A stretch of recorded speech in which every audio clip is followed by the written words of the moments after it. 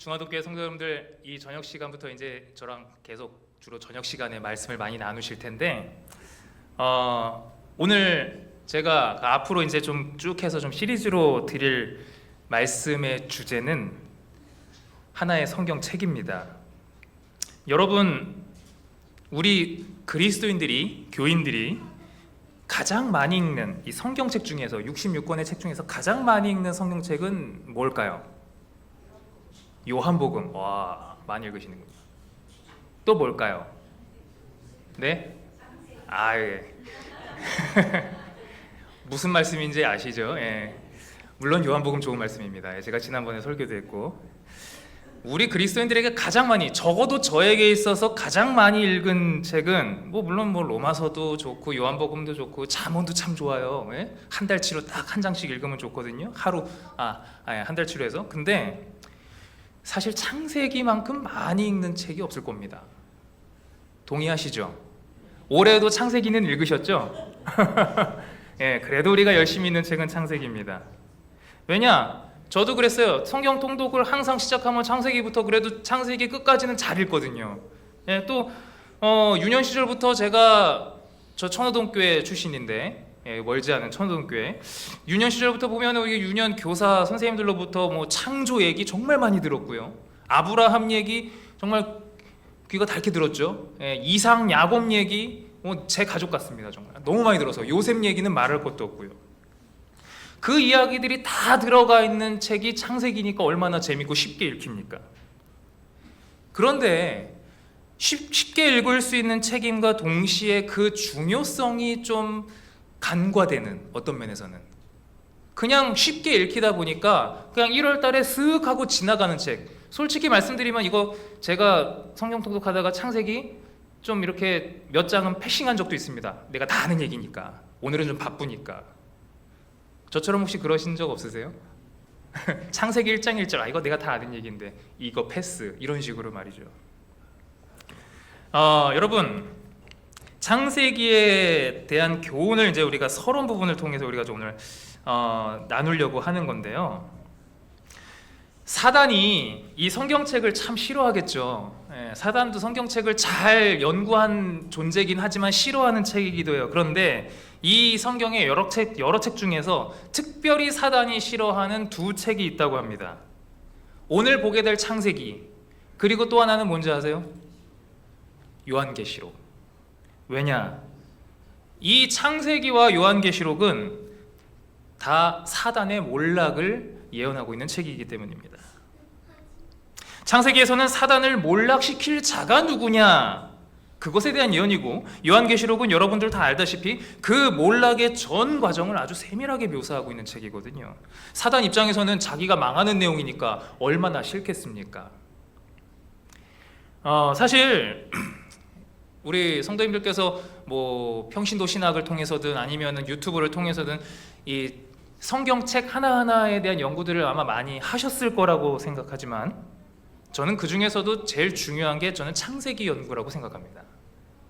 왜냐하면 이 창세기는 성경의 제일 앞에 있는 것만큼이나 성경의 시작이고, 또 이 세상과 그 안에 살아가는 우리 인간들의 기원에 대해서 설명해 주는 책이잖아요. 그죠?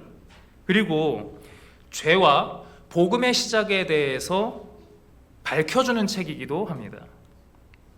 그래서 이 창세기에 대해서 어떤 바른 이해가 없이 그냥 바로 계시록을 본다든지 아니면 다른 책들을 펼치는 것, 물론 안 보는 것보다는 낫겠지만 어떤 면에서는요 서론을 패스하고 결론 붙어 있는 거랑 같다는 거예요. 성경이 다루고 있는 여러 주제들이 있습니다. 신론이 있고요, 인간론이 있고, 죄론이 있고, 구속론이 있습니다. 이런 모든 이야기들이 이 창세기에서 시작이 됩니다. 성경의 맥을 이루고 있는 구속의 역사, 창조와 타락, 그 모든 이야기의 시작이 창세기인 것입니다. 제가 이렇게 중요성을 아무리 말한들 우리 성도님들께서 마음을 여시지 않으면 사실 중요하지 않습니다. 어떻게 앞으로 이 창세기를 좀 내가 한번 깊게 파보리라 마음에 좀 생각이 드시나요? 네, 한 마음으로 같이 해주시면 좋겠습니다. 그래서 이 창세기의 교훈들을 통해서 우리 신앙의 기초를 좀 튼튼하게 다지게 되는 시간이 됐으면 좋겠어요. 먼저 창세기, 여러분 창세기라는 책 이름 영어로는 뭐라고 하죠? 예, 맞습니다. 제네시스. 예, 오늘도 제가 오면서 제네시스 여러 대 보고 왔는데, 예, 고급차. 시작이라는 뜻을 갖고 있습니다. 시작. 우리 좀 집중도를 높이기 위해서 제가 문제 하나 내겠습니다. 이거 아는 분은 대답하지 말아주세요. 재미없으니까. 모르는 사람만 답해주세요. 자, 이 네모 안에 들어갈 세 글자는 뭘까요? 우리 장로님들 처음 보시는 얼굴이네요. 딱 하나 둘 셋. 예. 저 세 글자는 뭘까요? 어느 분이 정답을 뭐라고요? 왜 창세기죠? 예? 창을 쉬고 있어서 정답입니다. 창을 하나 둘 셋 세고 있잖아요. 그래서 창세기라고 하죠. 예, 요새 애들은 이걸 아재 개그라고 하는데 우리 아이들이 안 보이네요. 여기 앞에 3명 딱 앉아 있었는데 창세기. 네, 우리가 살펴볼 창세기, 보통 성경을 기록했을 당시에 이 히브리 사람들은 책 제목을 굉장히 쉽게 줬습니다. 어떻게 줬냐면요, 그 책 맨 앞에 있는 단어를 가지고 그냥 그 책 제목으로 삼았어요. 제가 지난 시간에 안식일날 우리 교과 공부 나누시는 시간에 잠깐 5층 식당에 올라가서 보니까 우리 최 장로님께서 맞으시죠? 최욱 장로님? 예, 열심히 교과를 가르치시더라고요. 그런데 와, 제가 깜짝 놀랐습니다. 수준이 교과를 시작하시는데 히브리어부터 딱 보여주시더라고요. 와, 제가 순간 긴장했습니다. 저한테 질문하실까봐. 히브리어를 먼저 딱 보여주시면서 그거를 그냥 술술술 읽으시더라고요. 와, 창세기 1장 1절을 히브리어로, 이거 글씨가 작아서 뭐 거의 안 보이시겠지만, 베레시트 바라 엘로힘, 여기 하나님께서 이제 태초에 하나님이 천지를 창조하시니라, 우리말로는 간단하게 하는 것을 이렇게 히브리어로는 이렇게 하는 것입니다. 여기에 보면은 베레시트, 브레시트라고 하는 단어가 있습니다. 이것이 태초에라는 뜻을 가지고 있는 단어예요. 그래서 요걸로 성경의 제목이 창세기가 시작이 된 것입니다. 제목이 지어진 거죠. 생각보다 굉장히 간단하게 지었죠, 제목을. 여러분, 창세기는 누가 기록했죠? 예, 여러분 뭐 대부분 아실 것입니다. 창세기는 이 모세가 기록했습니다. 근데 여러분, 그 근거가 어디 있는지 아세요? 우리가 그냥 외워서 알고 계실 거라고 생각이 되는데, 창세기가 아니라 창세기라고 하는 책 어느 곳에 이 책은 모세가 기록했다라는 내용이 있을까요? 사실 창세기 내부에서는요 그런 게 없어요. 여러분도 다 봐서 아시겠지만 신약은 그 저자가 같이 기록이 되어 있는 경우가 많죠. 그런데 이 창세기는 누가 기록했다라는 내용이 사실 거기 없습니다. 단지 전통적으로 기원전 1500년경에 모세에 의해서 기록되었다라는 믿음이 있는 것이죠. 물론 다른 성경의 내적인 뒷받침이 있긴 합니다. 어떤 게 있냐? 창세기와 연장선에서 거의 동일한 책으로 여겨지는 책이 출애굽기예요. 창세기랑 출애굽기는 거의 같은 책이라고 여겨집니다. 그런데 이 출애굽기에 대해서 예수님께서 그 저자가 누구라고 얘기를 하시냐면 모세라고 얘기를 하셔요. 예수님이. 마가복음에 보시면, 여길 보시죠. 마가복음에 너희가 모세의 책 중 가시나무 떨기에 관한 글에 하나님께서 모세에게 이르시되, 이거 예수님이 하신 얘기거든요. 가시나무 떨기에 관한 글, 이게 어디 나온 겁니까? 이거 출애굽기에 나온 얘기예요. 그러니까 예수님께서 출애굽기에 나온 얘기를 꺼내시면서 이걸 누구의 책이라고 얘기했어요? 모세의 책. 이건 뭐 예수님이 얘기하셨으면 끝났네요. 그죠? 창세기의 저자는 모세구나. 예언의 신에서도 마찬가지로 창세기의 저자에 대해서 이야기를 합니다. 바로 부조화 선지자에 보면은 모세가 미디안 광야로 도망가 있던 때를 설명하면서 이렇게 말하죠. 여기서 그는 성령의 감동하심을 입어서 창세기를 기록하였다라고요. 그러니까 미디안 광야에 도망가 있는 그 상황에서 하나님의 계시를 받아서 모세가 창세기를 기록한 것입니다. 창세기의 저자가 이렇게 우리는 다 모세로 알고 있고 여러 증거들이 있지만 아니라고 주장하는 주장도 있다 그래요. 제가 찾아보니까 모세 아니다. 그런 사람들이 하는 말은 기원전 1500년경에 쓰였다고 했는데 기원전 1500년 그 옛날에는 사실 문자가 없었다라고 주장하는 사람들이 있었어요. 글이 없는데 어떻게 쓰냐라는 거죠. 그런데 시대가 지나면서 이 고고학이 발달했습니다. 땅속에 있는 것들이 계속 나온 거예요. 그러면서 여러분, 그 전에는 찾지 못했던 기원전 무려 3000년경 기록됐던 문자가 발견된 거예요. 그 전까지는 발견되지 않았던 게. 그래서 그러면 기원전 1500년경에 문자가 당연히 있었겠구나. 모세가 기록한 게 무리가 아니겠구나. 이렇게 된 것입니다. 사실 창세기, 출애굽기, 레위기, 민수기, 신명기 이것을 모세 오경이라고 해서 역다에서는 이거를 하나의 책으로 여기기도 합니다. 모세의 율법책이라고요. 그래서 이 모세 오경, 창세기부터가 모세가 기록한 책이다라고 사실 성경 여기저기에 인정하고 기록되어 있는 근거들이 있다는 거죠. 자, 그렇다면 이름에 대한 얘기는 그렇게 넘어가고, 창세기를 여러분 여러 방식으로 나눌 수 있겠지만 크게 두 부분으로 나눈다면 무엇을 기준으로 나눌 수 있을까? 아마 제일 큰 사건을 든다고 하면 노아 홍수 사건일 것입니다. 실제로 많은 학자들이요, 이 창세기를 나눌 때 1에서 11장 그리고 12장부터 50장 가지고 두 개로 나눕니다. 노아 홍수가 그 분기점이 되는 거죠. 그래서 1에서 11장은 보통 원역사 시대라고 말합니다. 이제 좀 문자가 나와서 조금 어려워지실 수 있겠는데요.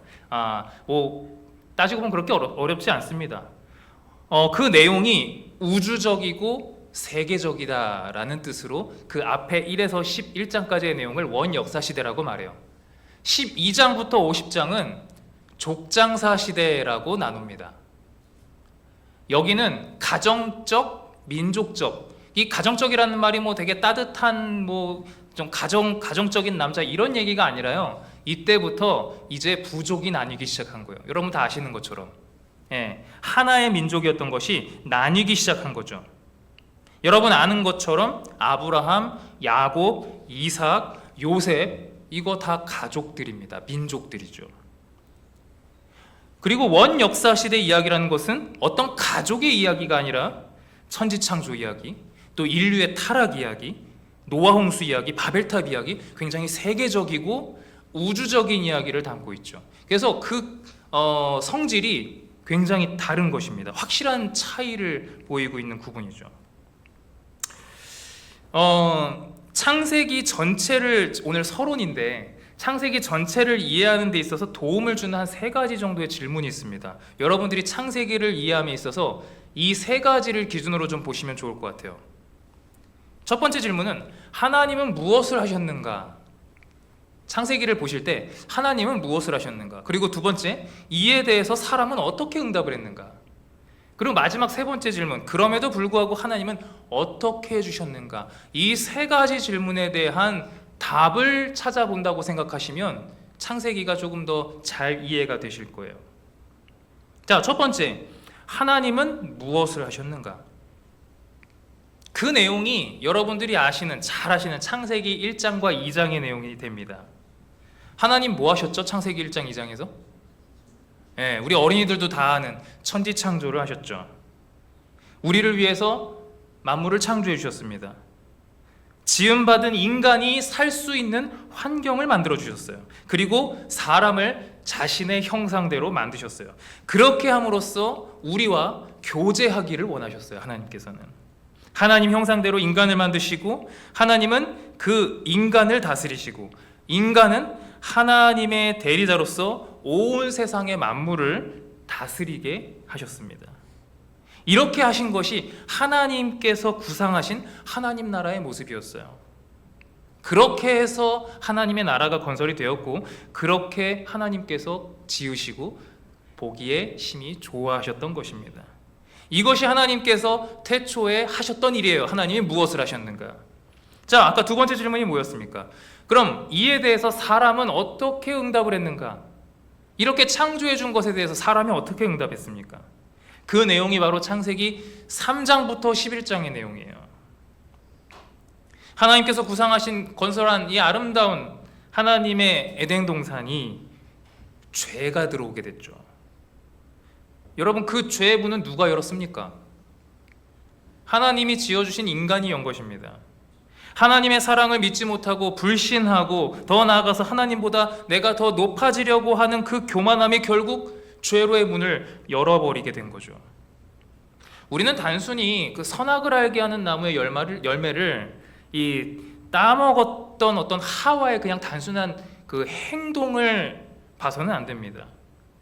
그 마음 가운데 그 행동 이전에 하나님의 말씀을 의심했던 마음이 있었음을 우리는 기억해야 됩니다. 주신 말씀에 대해서 믿지 못하는 마음, 이것이 하나님이 우리에게 베푸셨던 그 사랑에 대해서 인간이 보인 반응이었어요. 사람에게 허락된 하나님의 형상은 그렇게 훼손이 됐습니다. 만물을 다스리도록 했던 것도 이제는 오히려 만물이 고통을 당하게 되었습니다. 그렇게 하나님의 마음속에 그렸던 나라가 파괴되어 버리고 만 것이죠. 이것이 사람이 응답한 방법이었습니다. 자, 그럼 이제 마지막 질문이 남았죠. 그럼에도 불구하고 하나님은 어떻게 해주셨는가? 이 질문에 대한 답이 되는 것이 바로 나머지 창세기 12장부터 50장의 내용이 되는 것입니다. 어떻게 해주셨는가에 대한 가장 명확한 답은 사실 우리 성도님들께서 다 외우시는 성경절이에요. 창세기 3장 15절. 내가 너로 여자와 원수가 되게 하고 너의 후손도 여자의 후손과 원수가 되게 하리니 여자의 후손은 내 머리를 상하게 할 것이요 너는 그의 발꿈치를 상하게 할 것이니라.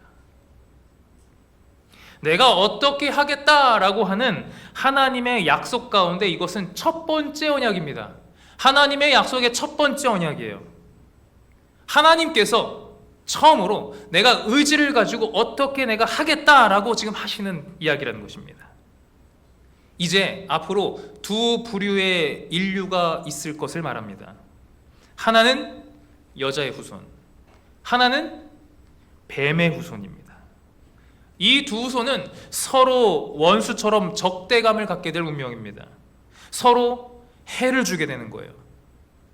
하지만 이 언약, 하나님의 약속의 가장 중요한 의미는 인류의 구원자로서 여자의 후손, 메시아를 내가 보내주겠다라는 약속이 이 약속의 핵심입니다.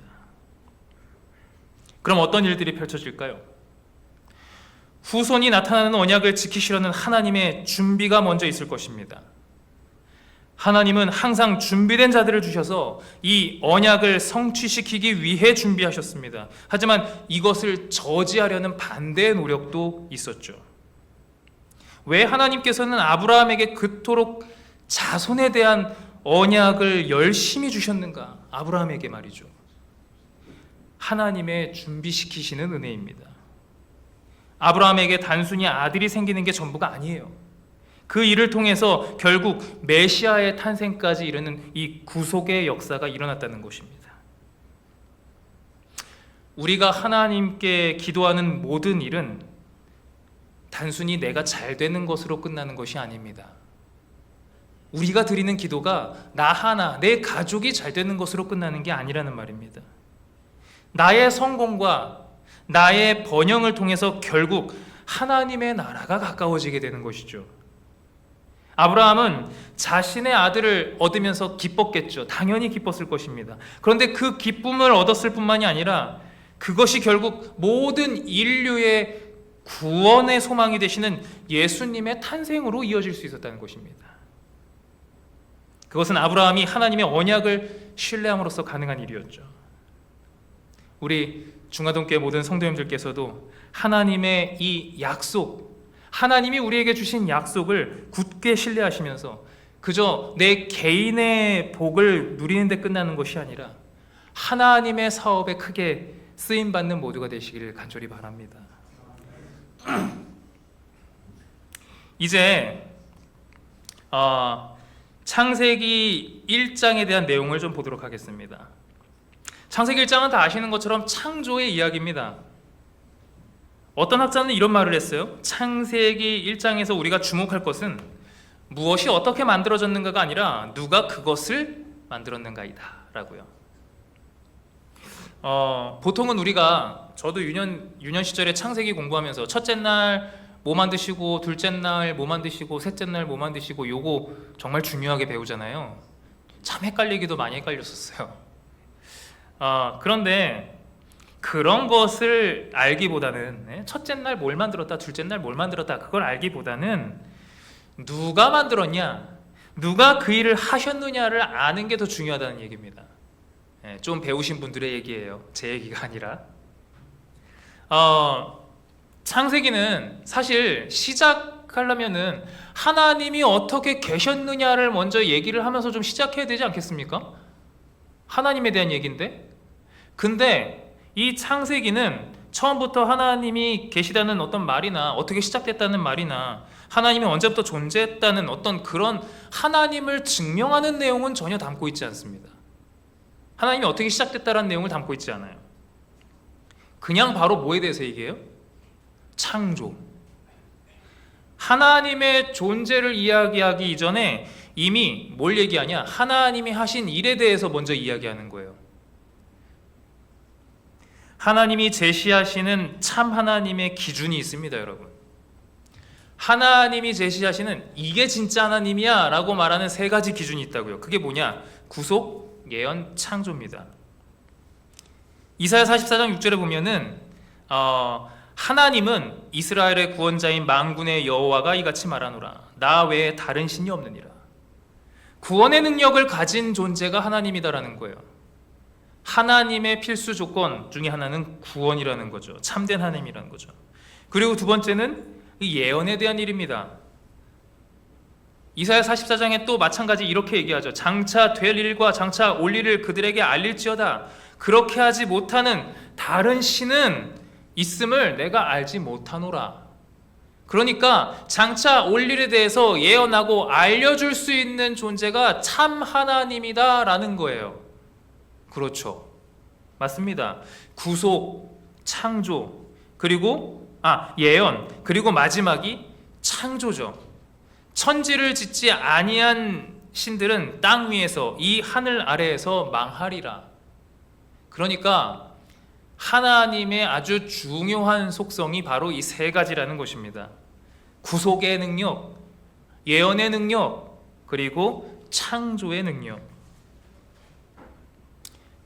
여러분, 창조의 기사를 좀 읽으실 때마다 몇째 날 뭘 만드셨다라는 어떤 그런 것에 초점을 맞추기보다는 하나님께 한번 초점을 맞춰보시기 바랍니다. 그것을 하신 존재에 대해서, 하나님이 그 일을 하셨다는 사실에 대해서. 창세기 1장의 가장 중요한 주제는 지구가 어떻게 창조되었느냐 보다는 어떤 분이 이 세상을 만드셨느냐, 어떤 성품을 가지신 분이 어떤 마음으로 이 세상을 창조하셨느냐, 바로 그 창조주 하나님을 소개하는 것이 창세기라는 것입니다. 1장이라는 것이에요. 그래야, 이것을 알아야 내가 이 땅에 살아가는 목적까지도 발견할 수 있는 것이죠. 창조의 이야기를 우리가 이런 관점으로 볼 때 우리의 인생관도 좀 새로워지지 않을까 생각이 됩니다. 창세기 1장에서 또 한 가지 중요한 사상이 있는데요, 바로 창조주 하나님께서 피조물과 함께 하신다는 사실입니다. 하나님께서 피조물과 함께 하신다는 사실, 당연한 말인데 쉽지만 그것을 단적으로 나타낸 것이 여러분 창조하는데 7일이 걸렸다는 이야기입니다. 여러분, 하나님께서 창조하시는데 왜 어째서 7일이나 걸렸을까? 혹시 좀 생각해 보신 분 계세요?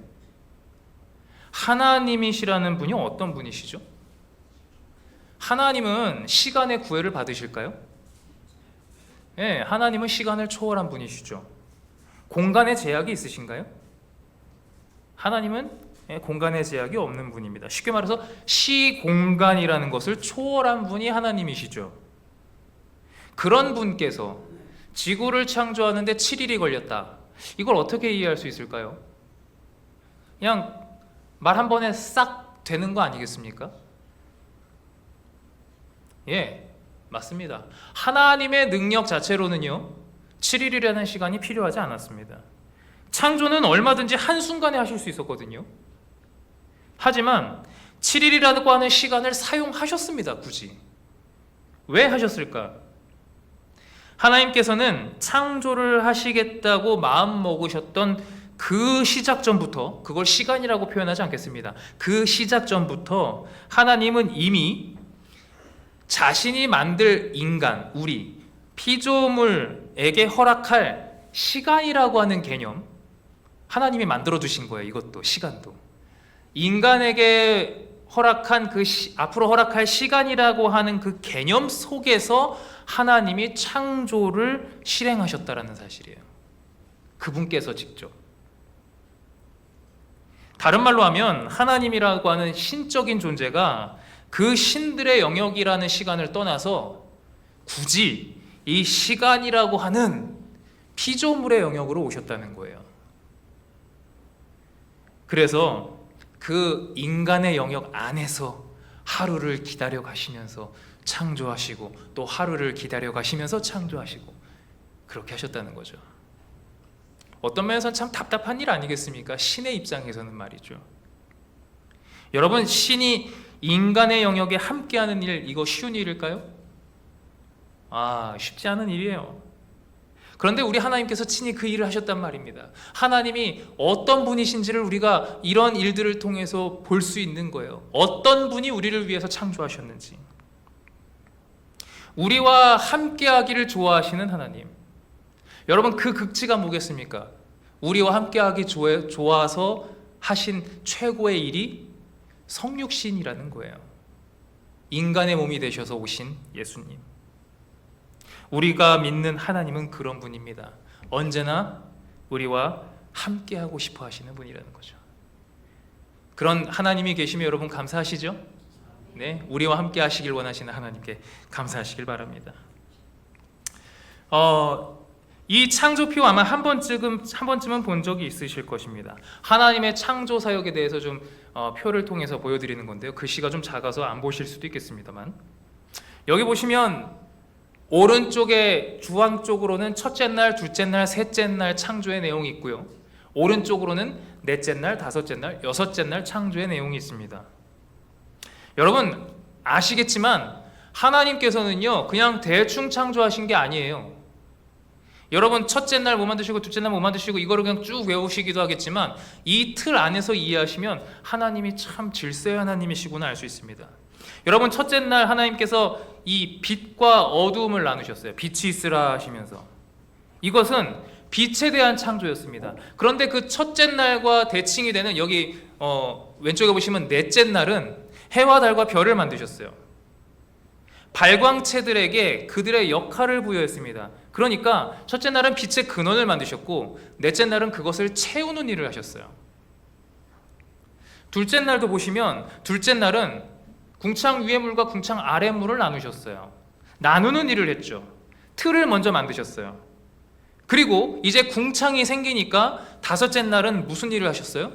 그 궁창의 새를 만드셔서 채우시는 일을 하십니다.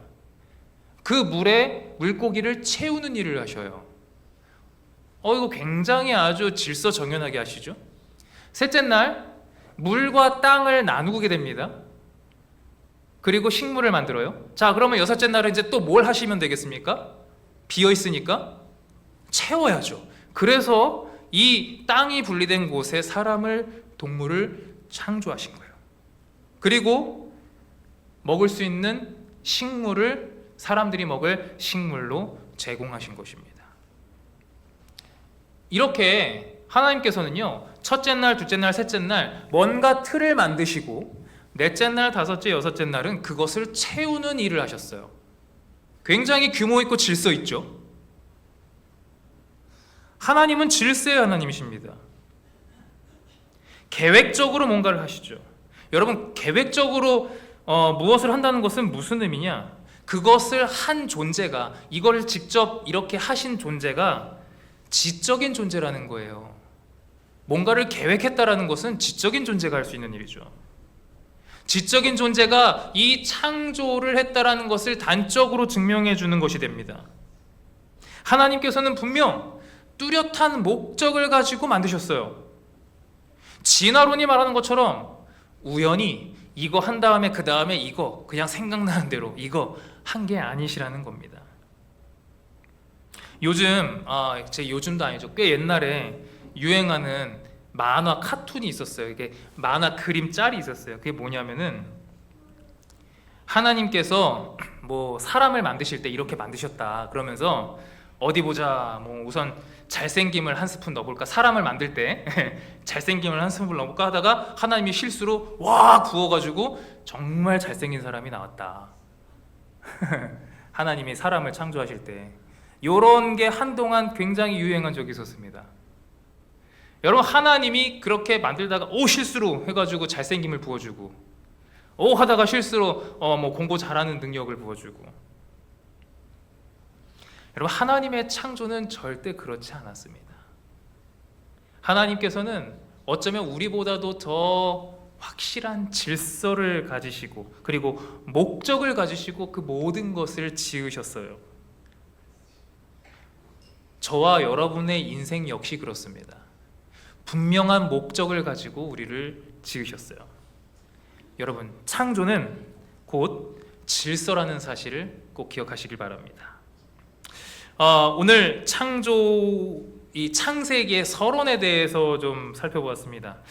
사실 서론이 어떤 면에서 참 제일 딱딱하고 재미가 없긴 해요. 예. 오늘 굉장히 어려운 내용이었는데 이게 제가 학교 다닐 때 배운 내용이기도 하고 우리 성도님들 오랜만에 공부하셔서 좀 머리가 아프실 수도 있겠지만 이 창조의 이제 구체적인 의미들을 이제 다음 주부터 살펴볼 것입니다. 질서의 하나님께서 우리를 위해서 창조하신 그 일들에 대해서 우리와 함께 하시기를 원하셔서 어떤 일들을 하셨는지, 그 시간 안에서 그 공간 안에서 하나님이 어떤 일들을 하셨는지 이것들을 살펴보실 때 우리가 믿는 하나님이 어떤 분이신지를 꼭 바라보게 되시기를 바랍니다.